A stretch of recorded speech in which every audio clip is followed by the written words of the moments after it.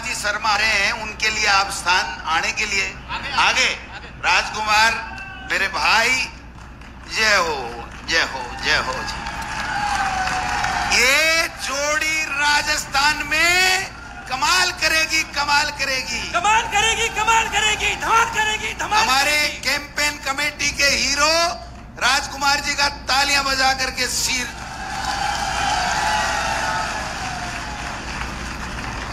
अब मैं साथियों से आग्रह करूं, जिनको जहां जगह मिल रही है वो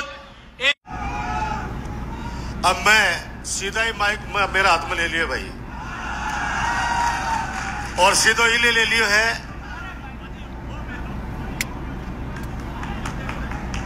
ये भाई साहब ने खुदाड़ो साबो मन फिरा दी है, पगड़ी बदल भाई बना लिए है। पगड़ी बदल भाई, भाई तो पहले से ही थे, लेकिन ये हमारी परंपरा है, पगड़ी बदल भाई है तो जिंदाबाद जिंदाबाद जिंदाबाद जिंदाबाद।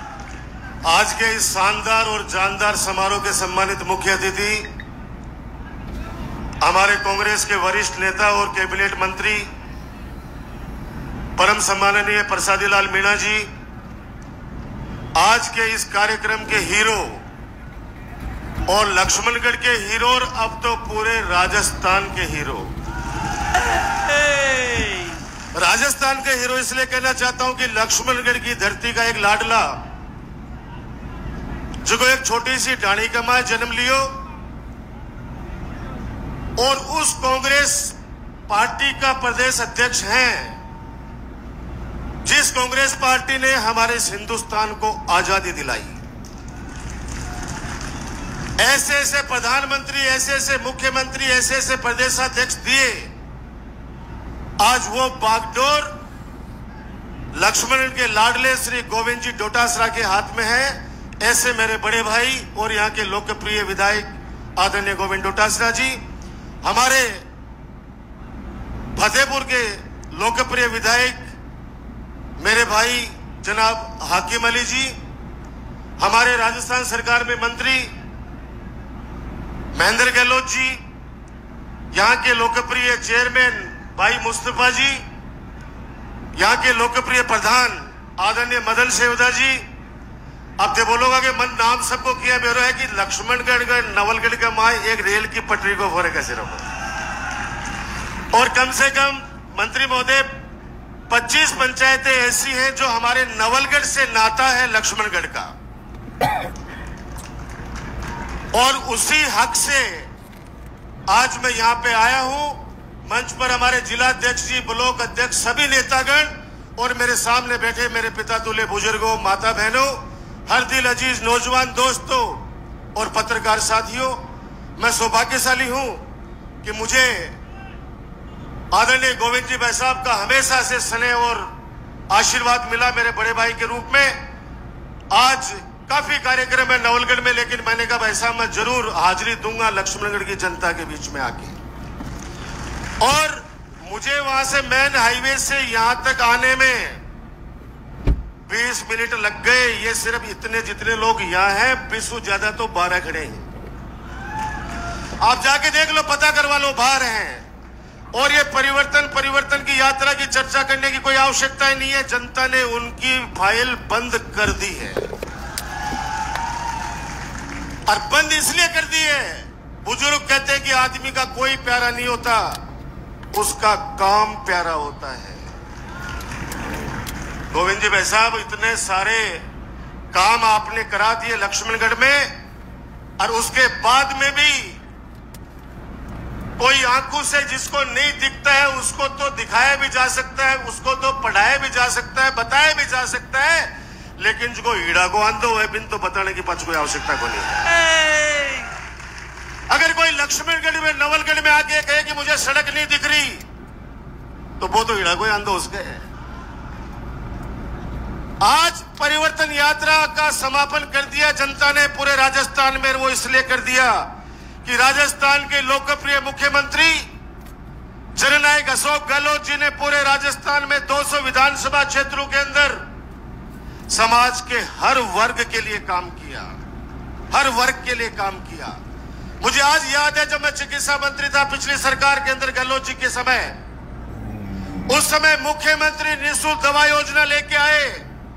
सपने में कोई नहीं सोचा कोई कि सरकारी अस्पताल में जाऊंगा और बेटे जांचा और इलाज फ्री होगी। और आज वो बढ़ता प्रसादी लाल मीणा जी और मुख्यमंत्री जी ने 25-25 लाख रुपए की चिरंजीवी योजना लागू कर दी। पूछो उस आदमी से, पूछो उस परिवार से, अपने माता पिता का इलाज कराने के लिए बेटे को अपनी जमीन गिरवी रखनी पड़ती थी, ब्याज पे पैसे लाने पड़ते थे। माता पिता को अपने बच्चे का इलाज कराने के लिए जमीन गिरवी रखनी पड़ती थी, ब्याज पे पैसे लाने पड़ते थे। उस परिवार को अगर 25 लाख रुपए का फायदा मिल रहा है तो सोचो कितनी दुआएं दे रहा होगा। इसलिए मैं कहना चाहता हूं डोटासरा साहब आपके लिए कि फानूस बनकर जिसकी हिफाजत हवा करे, फानूस बनकर जिसकी हिफाजत हवा करे, वो सम्मा क्या बुझे जिसे रोशन खुदा करे। और आप लोग जनता जनार्दन है,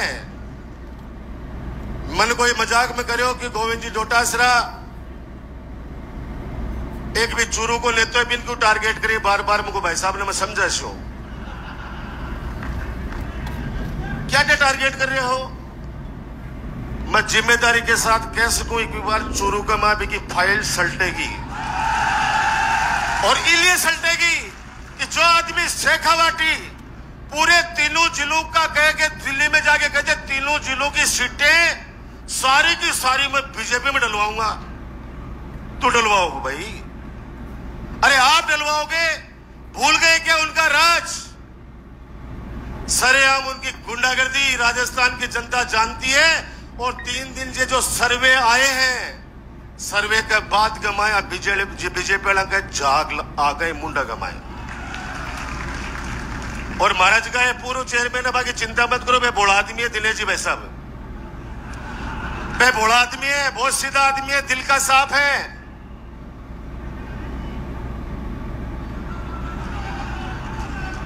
जब मैं कह रहा हूं कि लक्ष्मणगढ़ और नवलगढ़ एक है तो एक दूसरे की मदद तो हम सब करेंगे ना। और मदद किसके लिए? देखो मैं साफ शब्दों में कहता हूं, मैं मेरी नवलगढ़ की जनता को भी कहता हूं, कौन ऐसा माता पिता है जिसको आज्ञाकारी पुत्र और पुत्री नहीं चाहिए? कौन ऐसे सास ससुर हैं जिसको आज्ञाकारी बहू नहीं चाहिए? कौन ऐसा गुरु है जिसको आज्ञाकारी शिष्य नहीं चाहिए? तो कौन ऐसे जनता का कोई आदमी है जिसको आज्ञाकारी काम करने वाला, सेवा करने वाला हंसमुख जनप्रतिनिधि नहीं चाहिए? अब थप्पी तो चाहते हैं, ये थप्पी आपने दिए गोविंद जी भाई साहब को, एहसान किया है कांग्रेस पार्टी के ऊपर आप लोगों ने हजारों की संख्या में आके। लोकतंत्र के अंदर सर कटाने की आवश्यकता नहीं है, लोकतंत्र के अंदर सिर गिनाने की आवश्यकता है, जो आप सिर गिना रहे हो आप लोग। और थप्पी इसलिए भी चाहिए, घर में कोई बिननिया हुए और बाप बढ़िया रोटी सब्जी बना के गालेर सासू भी क्या थप्पी दे देना कि मेरी बहू बहुत चौकी है, दूसरे दिन परवल की सब्जी खुआओ भी नहीं। और यह कह देना कि क्या जोगी को नहीं, तो दूसरे दिन चाय तो पी के बता दे। तारीफ तो चाहिए, थप्पी चाहिए और कुछ नहीं चाहिए हम लोगों को। लगातार हैट्रिक बनाई है, मैं आज कर रहा हूं लक्ष्मणगढ़ में चौथी बार डोटासरा जी जीतेंगे और राजस्थान में चौथी बार अशोक गहलोत जी की सरकार बनेगी। और वो इसलिए बनेगी कि आने वाले वक्त के अंदर लोग कह देंगे कि काम सुई कोई जीतो तो राजकुमार डोटासरा और अशोक गहलोत जीत जा, तो मैं क्यों काम करा। ऐसी गलती राजस्थान की जनता नहीं करेगी। राजस्थान की जनता चाहेगी जो योजनाएं कांग्रेस सरकार लेके आई है उनको अगली बार और बढ़ोतरी करे। ओपीएस से कर्मचारी वर्ग, कर्मचारी परिवार बहुत खुश है। उनको सबको पता है कि पूरे हिंदुस्तान में अगर ओपीएस का विरोध कर रहा है तो ये बीजेपी सरकार कर रही है, बीजेपी पार्टी कर रही है। इसलिए इन योजनाओं को चालू रखना है। इन लोगों से सावधान रहो। अरे फौज के अंदर भी ऐसा बदलाव कर दिया, कम से कम फौज को तो छोड़ते। बड़ी तकलीफ होती है जब आज के ये नेता कहते हैं बीजेपी वाले कि अब हिंदुस्तान ताकतवर हुआ है। अरे भाई हिंदुस्तान तो उस समय से ताकतवर है जब अंग्रेजों को यहां से लात मार के हिंदुस्तान से खदेड़ दिया गया था। अरे हिंदुस्तान तो उस समय से मजबूत है जो राज्य हिंदुस्तान की प्रधानमंत्री, पूर्व प्रधानमंत्री स्वर्गीय इंदिरा गांधी, जिन्होंने पाकिस्तान के 2 टुकड़े कर दिए गए थे। ये हिंदुस्तान तो हमेशा से ही ताकतवर था। 5 शहीद हो गए 5 दिन पहले हमारे ऑफिसर। एक दिन मीडिया में खबर चाली बिका बात कमाए बंद करवा दी खबरा ने। और कांग्रेस का राज कमाए अगर यहाँ को कोई मामलो हो जाए तो ये लोग 1 महीना तक वहां परिवार का बड़े जा जाके मीडिया कहता थे जाओ थे छपाओ इन्हें, लगाओ इन्हें, आगे स्वागे लगाओ। उस सेना को इन्होंने चुनौती दी है, अग्निवीर बना के छोड़ दिया टाबरा ने। अरे फौज के अंदर तो पैसों के लिए नहीं जाता है हमारा बच्चा, वो इसलिए जाता है कि मुझे हिंदुस्तान का नाम रोशन करना है, मैं सेना के अंदर जाना चाहता हूं। ये वीर धरा हमारी शेखावाटी की, और हम गर्व के साथ कहते हैं कि इस वीर धरा के अंदर हमने जन्म लिया। और यहां से हमारे सैनिक जब हमारे देश के बॉर्डर के ऊपर जाते हैं देश की रक्षा के लिए, तो गर्व के साथ कहते हैं कि मैं फौजी हूं। उसको अग्निवीर बना दिया, 4 साल के अंदर उसको वापस घर भेजने की तैयारी कर दी इन्होंने। क्या वो देश के प्रति उतना डेडिकेशन दिखा पाएगा? आप खुद सोचिए। अगर आज ब्यूरो पड़ जाए कि 4 साल के लिए ही वो काम हुआ है, वो कर्मचारी 4 साल के लिए लाग्यो है, वो 4 साल टाइम ही पास करेगा, वो बस श्रद्धा सुभावना से काम को नहीं कर सके।